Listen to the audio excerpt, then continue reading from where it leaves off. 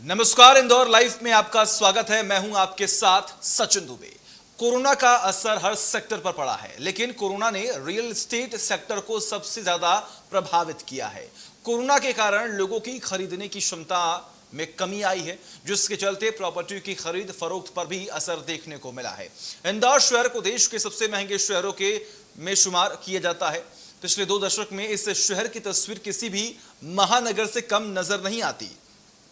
सफाई और आधारभूत संरचना में अव्वल शहर, गगनचुंबी इमारतें, बड़े बड़े मॉल्स ने प्रॉपर्टी बाजार को फलने फूलने का मौका दिया, लेकिन कोरोना की मार से दामों में काफी गिरावट आई। सरकार ने अपनी तरफ से प्रॉपर्टी सेक्टर को सहारा देने के लिए कई सारी योजनाओं की घोषणा की है, लेकिन देखना दिलचस्प होगा कि अर्थव्यवस्था की पटरी पर प्रॉपर्टी सेक्टर की रेल कब तक गति पकड़ती है।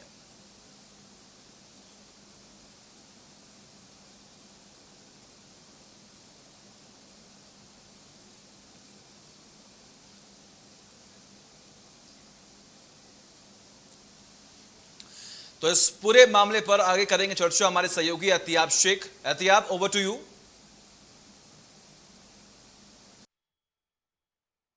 आज फिर मैं आपके साथ हाजिर हूं। मैं हूं एहतियाब शेख।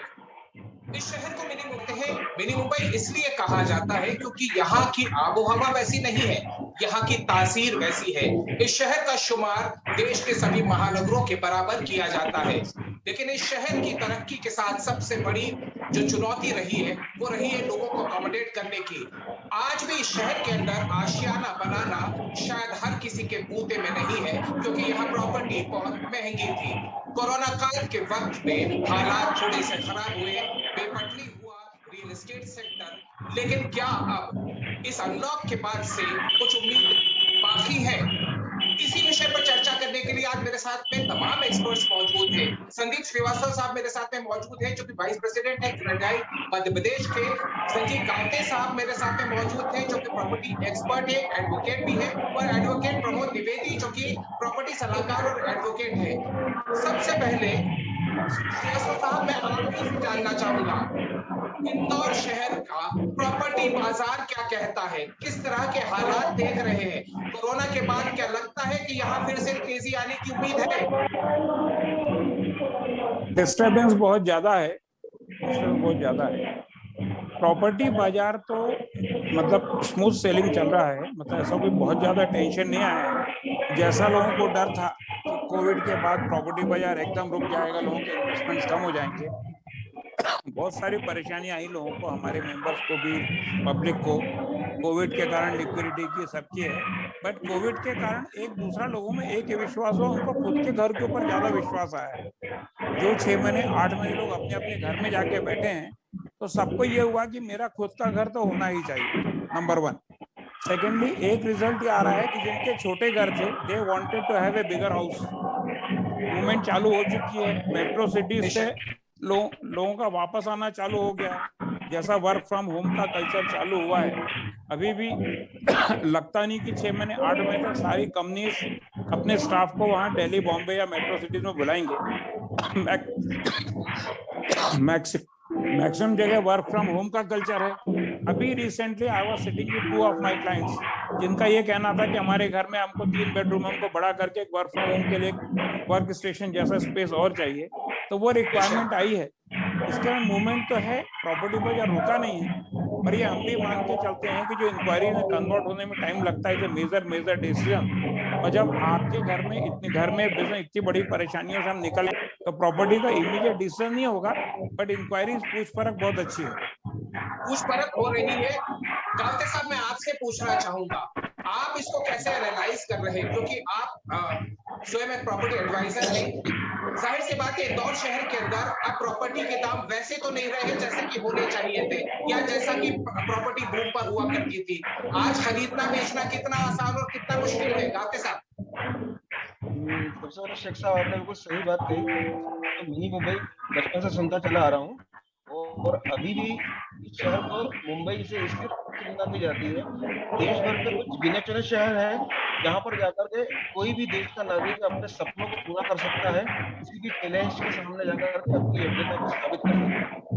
इंदौर शहर में हर तरह की सुविधाएं उपलब्ध कराने के लिए शासन ने, प्रशासन ने और विभिन्न व्यक्तियों ने, मतलब निजी लोगों ने भी बहुत सारी अपनी मेहनत और अपनी दक्षताएं लगाई हैं, जिससे इस शहर के अंदर हर प्रकार की सुविधाएं तो उपलब्ध है। लेकिन कोरोना काल में परिवर्तन ये आया है कि बड़े पैमाने पर बेरोजगारी, काम धंधे में आमदनी में रुकावट और लोगों के पास में आर्थिक तंगी की वजह से अभी बाजार में लेन देन को लेकर के बहुत सारी अभी परिस्थितियां बनी हुई है। अभी हम देख रहे हैं कि ऐसा नजर आता है कि प्रॉपर्टी की रजिस्ट्रियां ज्यादा हो रही है, ज्यादा लोग खरीद रहे हैं, तो उसमें सच्चाई इसलिए नहीं है क्योंकि ये सारे वो सौदे रजिस्टर हो रहे हैं जो पिछले 2, 3, 5 सालों में एग्जीक्यूट हुए थे या उस समय पे किए गए थे, जिनको अब लोग फाइनलाइज कर रहे हैं। कोरोना की बीमारी ने सब लोगों के बीच में मन में ये भय पैदा कर दिया है कि आने वाले समय में क्या मालूम हम बचे, हमने जिनसे लिया वो बचे। तत्काल लोग इन सब चीजों को समाप्त करना चाहते हैं। आज भले ही बाजार में भाव डॉक्टर कम साहब, हो। मैं आपकी बात सुन पा रहा हूँ। मैं 1 मिनट के लिए प्रमोद भाई के पास में चलूंगा क्योंकि आपने जिक्र इस बात का किया था कि रजिस्ट्रियां हो रही है। प्रमोद भाई, रजिस्ट्रियां कोरोना काल में कितनी हुई, कोरोना काल के बाद में कितनी हुई, कितना डिफरेंस दिखा? शेख साहब बैकग्राउंड में डिस्टर्बेंस बहुत ही ज्यादा है। जी, मैं पीसीआर से रिक्वेस्ट करूंगा कि बैकग्राउंड जो डिस्टर्बेंस है, प्रमोद भाई आप थोड़ा सा अपना बैकग्राउंड अगर चेंज कर सकें।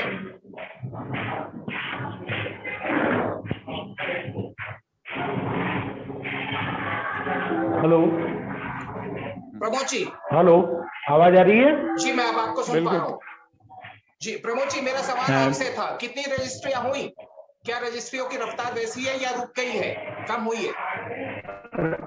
रजिस्ट्रियों की रफ्तार इसलिए बढ़ी हुई थी कि सरकार ने कहा था कि गाइडलाइन इतनी इतनी तारीख तक रहेगी, और चूंकि गाइडलाइन में 20% की वृद्धि का प्रस्ताव था, आम आदमी को डर था कि वो 20% गाइडलाइन अगले महीने को 1 तारीख को चालू हो जाएगी। एक दूसरा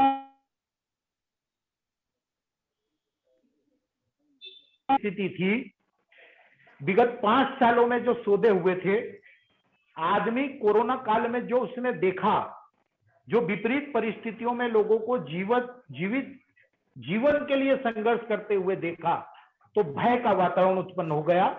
और इस भय के वातावरण ने 6-6, 8-8 महीने पहले के सौदे, यानी जो भविष्य में रजिस्ट्रियां होना है, मार्च में रजिस्ट्रियां होना है, वो अभी की अभी हो गई हैं। 2 दिन पहले मुख्यमंत्री जी ने घोषणा की कि गाइडलाइन नहीं बढ़ेगी, मतलब 31 मार्च 2022 तक। आप ही ने कह दिया था प्रमोद भाई, आपने स्वयं ने कहा कि गाइडलाइन बढ़ाने की बात की थी, लेकिन अभी गाइडलाइन बढ़ाई नहीं गई है। मेरा सीधा सवाल आपसे सिर्फ इतना है। हाँ, इसको लगाना। जी, मैंने स्वयं ने कहा था कि गाइडलाइन नहीं बढ़ाए। अगर गाइडलाइन नहीं बढ़ाएंगे तो लोगों को कम से कम फायदा होगा। और जो 2 दिन पहले मुख्यमंत्री जी ने घोषणा की, आवाज नहीं आई है, जो 2 दिन पहले मुख्यमंत्री जी ने घोषणा की, फलस्वरूप यह है कि रजिस्ट्रार ऑफिस में भीड़ अचानक कम हो गई है। इसका मतलब है कि लोग कई विकट परिस्थितियों से गुजर रहे हैं। साथ ही साथ रेरा के कारण 350 से अधिक प्रोजेक्ट इंदौर में अटके हुए पड़े हैं। संदीप भाई दिल से अपनी बात नहीं कह पाएंगे, लेकिन मैं खुलेआम कह रहा हूं, प्रशासनिक अदूरदर्शिता के कारण, सरकारी अनिर्णय के कारण। नहीं करेंगे। संदीप भाई की बात कहेंगे। चलिए संदीप भाई, मैं आप ही से पूछ लेता हूँ, आप अपने दिल की बात कह दीजिए। प्रमोद भाई नहीं, दिल की बात नहीं कहेंगे। दिल की बात कहने, बॉस प्रमोद भैया, दिल की बात कहने कोई इश्यू नहीं है। बात किसी प्लेटफॉर्म से अगर सरकार तक पहुंचती है तो दिल की बात कहने के लिए तो हमने एसोसिएशन बनाई है, और हम लगातार 10 साल से दिल की बात दिल खोल के कह भी रहे हैं और लिख भी रहे हैं। अब उन दिल की बातों को सरकार कब मानती है, सरकार के हाथ में। हम तो बोलते जा रहे हैं, हमारे बोलने में कभी कोई चूक होती नहीं है। सेकेंडली, जो हम सेल की और रजिस्ट्री की बात कर रहे हैं, प्रॉपर्टी की सेलिंग रजिस्ट्री से संबंधित है ही नहीं सर। संजीव भाई, मैं आपसे भी अनुरोध करना चाह रहा हूँ, जो रजिस्ट्रियां हो रही हैं, कोई भी आदमी कोविड के टाइम पे अगर माइंडसेट बनाता है कि मुझे प्लॉट खरीदना, मकान खरीदना है, तो उसकी रजिस्ट्री की थी तो 6 महीने 8 महीने साल भर बाद आती है। तो आपका कहना बिल्कुल सही है, रजिस्ट्री के जो आंकड़े अभी बढ़े हैं, स्टैंप ड्यूटी बढ़ने का चल रहा था, गाइडलाइन बढ़ जाएगी, और कोविड में लोगों को डर था कुछ हो नहीं जाए, किसी को पैसा दिया है आधा पेमेंट दिया, कोई उलझन जाए, रजिस्ट्रियों के सर रेट लोगों उसके के बढ़े। पास मैं कोविड में पैसा भी नहीं था सर, हालात तो इसी तरह के बने थे बिल्कुल क्योंकि ठीक है, इकोनॉमी बेपटरी हो चुकी थी। बट मैं तो इंक्वायरीज की बात वो कर रहा हूँ जो हमारे सारे मेंबर्स के यहाँ पूछ परख बढ़ी है। कन्वर्जन में 100% टाइम लगेगा, बट वी एग्री, अगर पूछ परख बढ़ती है तो उन्हीं से तो कन्वर्जन होगा, होना चालू हुआ है। इट विल टेक टाइम, जब तक आदमी अपने घर परिवार को सेटल करेगा, बिजनेस सेटल होगा, उसके बाद आएगा। मगर अगर आदमी संडे वीक डेज में अपने ऑफिस से घर परिवार को लेके मेरे ऑफिस में, बिल्डर के ऑफिस में प्रॉपर्टी खरीद देखने जा रहा है, उसका माइंड बन रहा है, तभी जाएगा, घूमने नहीं जाएगा। गांवते सर मैं आपसे पूछना चाहूंगा, जैसा कि श्रेयस्वर साहब कह रहे हैं कि थोड़ा वक्त लगेगा, आपको क्या लगता है ये वक्त कितना कितना समय लग सकता है इस चीज को, ताकि ये पटरी के ऊपर आगे भी नजर आए? सर जिन लोगों को मकान फ्लैट खरीदना है, खरीदना स्टोर की लंबे समय से तैयारी रहती है। ऐसा तो है नहीं कि आज सोचा और कल लेने चले गए मकान। बिल्कुल ठीक दो है। चार पांच पुराना प्लानिंग रहता है। तो अभी वो लोग जो प्लानिंग घर में थे, कोरोना की वजह से उन्होंने उस चीज को अपने आप को निश्चित कर लिया है कि हमें लेना है या नहीं लेना है।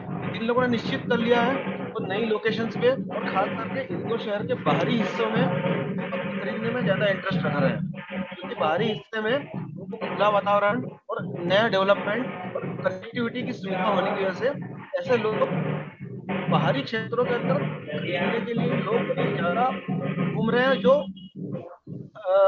नए डेवलपर्स हैं इन तक वो लोग पहुंच पाते हैं। शहर के अंदरूनी क्षेत्रों के अंदर गांवते साहब मैं आपको 1 मिनट के लिए रोक रहा हूँ, 1 मिनट के लिए रोक रहा हूँ, क्योंकि एक सवाल ऐसा है जिसका जवाब मैं प्रमोद जी से लेना चाहूंगा, फिर श्रेयस्वर साहब आपके पास भी आता हूँ। प्रमोद भाई, इंदौर शहर में ये तो आप मानेंगे कि प्रॉपर्टी ने बूम पकड़ा था, एक अच्छा बूम पकड़ा है, लेकिन उसके अंदर कई सारे माफिया उपकर आ गए, कई सारे माफियागिरी चलती गई। मैं सरकार की इस मामले के अंदर तारीफ करूंगा कि माफियाओं के खिलाफ जो अभियान चलाया गया है, कहीं ना कहीं न्याय दिलाने की प्रक्रिया तो शुरू हुई, शुरुआत तो की गई, क्योंकि माफियाओं ने तो लूट रखा था। प्रमोद जी, वाकई में प्रशासनिक अगर दृढ़ इच्छा शक्ति हो तो ये व्यापार पूरे देश में एक पाक और साफ व्यापार इंदौर तासीर बना सकता है।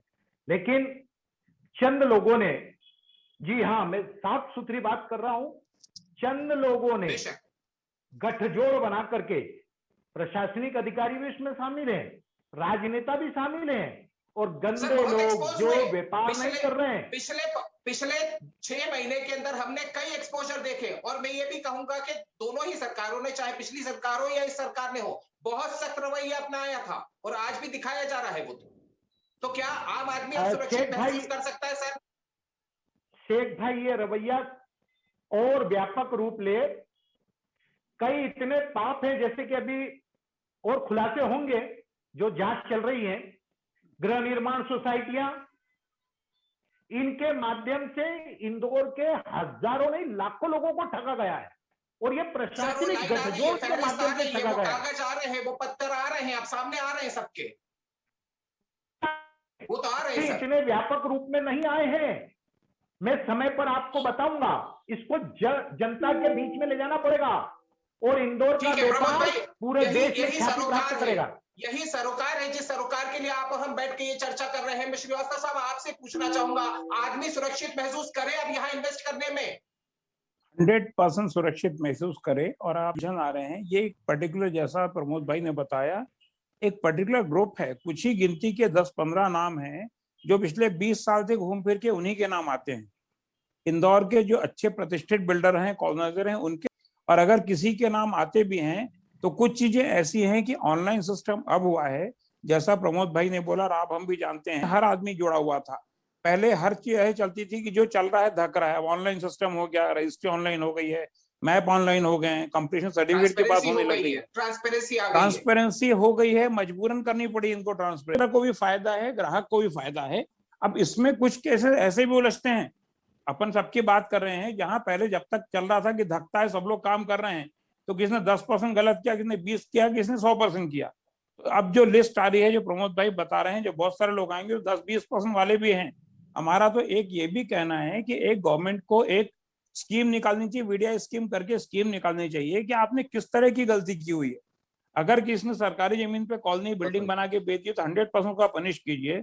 अगर किसी बंदे ने अपने प्लॉट पे बिल्डिंग में 4 फुट हैंगिंग को बढ़ा के 5 या 5.5 फुट कर दिया है और उसको बालकनी कवर कर ली है, तो वो भी माफिया कहलाता है। जो सरकारी जमीन पे तालाब की हत्या करके बनाता है वो भी माफिया कहलाता है। तो कहीं ना सर कहीं हम एक लाइन सरोकार तो की बात खींचे।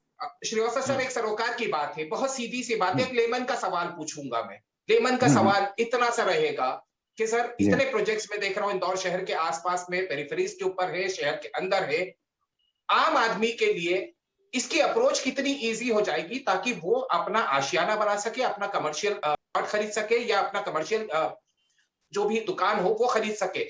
ये कितना ईज आउट हो जाएगा? क्योंकि सर देखिए, पहिया तो ऐसे ही चलेगा इकोनॉमी का, चाहे महंगा हो या सस्ता हो, काम तो करना हाँ है, हाँ, रहना तो बिल्कुल है ही। ठीक है, बिल्कुल ठीक।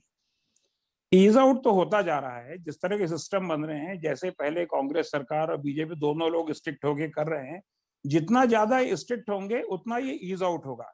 बट स्ट्रिक्ट होने में हमको कहीं लाइन डिसाइड करनी पड़ेगी, हम स्ट्रिक्ट में किसके खिलाफ हो रहे हैं। अभी क्या हो रहा है, हर आदमी के खिलाफ। जैसे अभी रेरा की बात की, मैं रेरा की बात करना चाह रहा हूँ। रेरा में चेयरमैन चेंज हो गए, उनका पूरा कोरम नहीं था, तो पिछले 6 महीने से रेरा में किसी के नंबर नहीं आए। मेरे खुद के कुछ प्रोजेक्ट्स हैं जो प्रोजेक्ट बेशक। कंप्लीशन पे आ चुके हैं, अभी तक रेरा नंबर नहीं आए हैं और अभी भी उनकी इररिलेवेंट क्वेरीज चलती जा रही हैं। हमने भी लगातार डिमांड की हुई है, चेयरमैन से मिले कि भाई आप कम से कम टेम्पररी रजिस्ट्रेशन दे दें। तो गवर्नमेंट को आगे आगे कुछ ऐसे रिलैक्सेशन रिलीफ देने पड़ेंगे। आप दूसरी बात समझिए, हम बात कर रहे हैं कोविड में परेशानी हुई है, तो कोविड में परेशानी सबको है ना, इंडस्ट्रियलिस्ट को भी है, व्यापारी को भी है, तेल वाले को भी है, तो हमको भी तो बेशक। परेशानी है। आप हमारा पार्ट समझिए कि हमारे पार्ट पे हमको कोई 100 फ्लैट या 1025 एकड़ की कॉलोनी काटनी है, लिक्विडिटी हमारी भी जाम है। क्योंकि अगर मैं पूरी किसी भी कोई भी बिल्डर, कोई भी इंडिया का कोई भी डेवलपर पूरा प्रोजेक्ट जेब की पूंजी से लगाएगा तो वो प्रोजेक्ट में उसको प्रॉफिट जीरो जेब से डाल के आने वाला वो।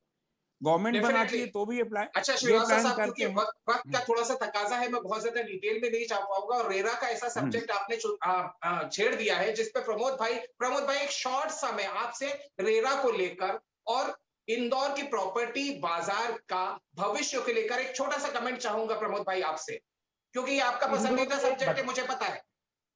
इंदौर में एक बदलाव आया है कि छोटे प्लाट जो 500, 600 स्क्वायर फीट और 400 स्क्वायर फीट और 800 स्क्वायर फीट के बनाए जा रहे हैं, और ये सबसे ज्यादा फायदा मध्यम वर्गीय व्यक्ति की जेब के लिए है। और रेरा नहीं रजिस्ट्रेशन हो जाने के कारण आम आदमी दुखी है, उसकी जेब पर 50 लाख का भार पड़ना चाह रहा है, वो नहीं ले पा रहा है, लेकिन वो 15 लाख और 20 लाख के प्रोजेक्ट में चला जाएगा। तो रेरा के कारण ये जो नए प्रोजेक्ट आ रहे थे जो कम बजट के हैं, आम आदमी के डर को समाप्त करने के लिए हैं, घरौंदा बनाने के लिए हैं, रेरा के कारण ये अवरोधित हैं, बाधित हैं। और मैं स्पष्ट कहना चाहूंगा कि जो कल्चर बिल्डरों ने अब कि वो सारी सुविधाएं दे रहे हैं, थोड़ा बहुत चलता है वो तो सर मैं पहले भी स्वीकार था, कर रहा अब हूं, तो आपने लेकिन क्वेश्चन मार्क लगा दिया, प्रश्न चिन्ह खड़ा कर रहे हैं सर आप। नहीं तो अब मैं कह मतलब तो क्या? रहा हूं, आज की नई टाउनशिप आप देखिए जो जी। शहरों के बाहर और अंदर चल रही है, लेकिन पहले जो हुए हैं कलंकित कर रहे हैं, शहर को कलंकित कर रहे हैं। और मैं ये नहीं कहूंगा कि सारी व्यवस्थाएं धूल दूसरी थे, सर आप पॉजिटिव हैं सुधारा जा प्रमोद भाई, सकता आप है। पॉजिटिव हैं कि सुधरेगा और अच्छा होगा, बेहतर होगा? आप पॉजिटिव हैं? मैं पॉजिटिव रहा हूं, तभी तो हर लड़ाई में जी जनता के साथ प्रमोद खड़ा भाई, हूं, बिल्कुल जनता मेरे बिल्कुल, साथ मैं खड़ी आपके रही इस है। पॉजिटिव नोट से संजीव गावते साहब से एक आखिरी कमेंट ले लेता हूं। गावते सर, आप बताइए, प्रमोद भाई पॉजिटिव है, श्रीवास्तव साहब पॉजिटिव है, इंदौर फिर से खुशहाल, या ये कह लिया अगर कितना वक्त और आप देख रहे हैं? गावते सर। सर भाई, इनकी जो आकलन है, वो उस आकलन के लिए जो जो बिंदु उन्होंने अपने ध्यान में लिए होंगे, वही मेरे भी दिमाग में है कि शहर में मेट्रो की सुविधाओं के लिए शुरुआत होने वाली है, रोड कनेक्टिविटी अच्छी बन गई है, साथ में यहाँ पर दूसरी फैसिलिटीज जो सरकार को और विभिन्न कंपनियों को देना थी, उसके ऊपर भी एक अच्छा पैमाने पर काम हो रहा है। तो शहर का जो आउटर एरिया है, मतलब आप समझ लो राजवाड़ा रेलवे स्टेशन से 4-5 बेशक। किलोमीटर से बाहर का हिस्सा, वहां पर आप देख रहे होंगे नया डेवलपमेंट भी हो रहा है और बहुत अच्छी तरीके से सारी सुख सुविधाएं उनको उसी कैंपस में या उसके आसपास ही उपलब्ध हो रही है। नहीं तो बिल्कुल सर पहले क्या होता था बाईपास कि हम जाते हैं, खंडवा रोड जाते हैं, डेवलप दिख रहा है। अब वो जी वो समय गया जब हम कहते थे कि अगर हमने इंदौर शहर की पेरिफेरी छोड़ी तो जंगल है। अब जंगल नहीं जी है साहब, बसावट है जी वहां तो ये इसीलिए डेवलपमेंट तो एक पॉजिटिव है। ये पॉजिटिव क्या भी है और कहेंगे इसी सर? वजह से इसीलिए डिमांड भी बढ़ेगी और लोगों को सुविधाएं मिलने की वजह से लोग वहां पर अपना आशियाना बनाएंगे और किसी भी जगह रह करके पूरे इंदौर में आने जाने और रहने की उनको सुविधा मिल जाएगी। मैं समझता श्रीवास्तव हूँ साहब एक टेक्निकल सवाल, जी गावते साहब मैं आपके पास आऊंगा क्योंकि वक्त की कमी है। श्रीवास्तव साहब एक कमेंट मैं आपसे जानना चाहूंगा। आप पूरी तरीके से प्रॉपर्टी को समझ रहे हैं, डिमांड और सप्लाई का रेशियो कितना डिफरेंट आ रहा है इंदौर शहर के अंदर इन दिनों में, इन हालात के अंदर? बिल्कुल भी डिफरेंट नहीं आ रहा है, सब मैनेजमेंट प्रॉपर चल रहा है। ये तो एक हाइप हो गया था, मार्केट फोबिया हो गया था कि सप्लाई बहुत ज्यादा है, डिमांड कम है। डिमांड है, और बल्कि आप देखेंगे पिछले 3-4 साल से बिल्टअप में लोगों ने काम बहुत कम किया है। तो हमारा स्पेकुलेशन ये है कि अगले 2 साल बाद बिल्टअप की फ्लैटों की डिमांड इतनी ज्यादा आएगी कि इंदौर में फ्लैट्स कम पड़ जाएंगे, क्योंकि सर हर यानी ऑल आदमी इज शहर वेल। से। Sir all is well. All जी is all is well. Well. गावते sir all is well. All is all well. Is well. Pramod भाई, प्रमोद भाई ऑल इज वेल।